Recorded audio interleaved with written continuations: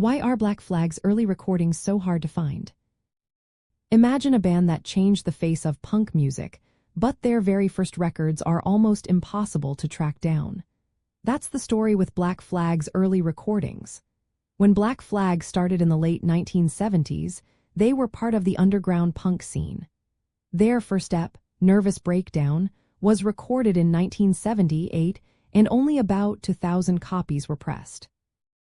These early records were made on small independent labels like SSD Records, which had limited reach and distribution. Because of that, original vinyl copies are now rare and highly sought after by collectors. Black Flag's early releases were often pressed in small batches and distributed mainly in California, where the band was based. This regional focus meant fewer copies made it outside their local scene. Later pressings were also limited, which kept the supply low. On top of that, the band faced legal issues. They had a deal with Unicorn Records, a subsidiary of MCA, but that deal fell apart. Lawsuits followed, which made it hard for Black Flag to release his new music for a while. During this time, they relied on older recordings and compilations like Everything Went Black and The First 4 Years. But even these were not widely available at first because the band stayed independent and the punk scene had a fragmented distribution network. Black Flag was known for chaotic live shows and a raw, aggressive sound.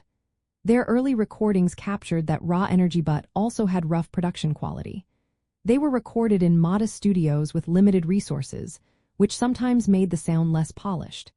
This rawness is part of what makes their early work so iconic. It reflects the DIY spirit of punk music, where bands often self-released and self-distributed their music. Because of all these factors, original copies of Black Flag's earliest records are now prized collectibles. Fans and collectors often hunt for these records on secondary markets or look for reissues and compilations. The scarcity of these early recordings has added to their mystique and influence within the punk community.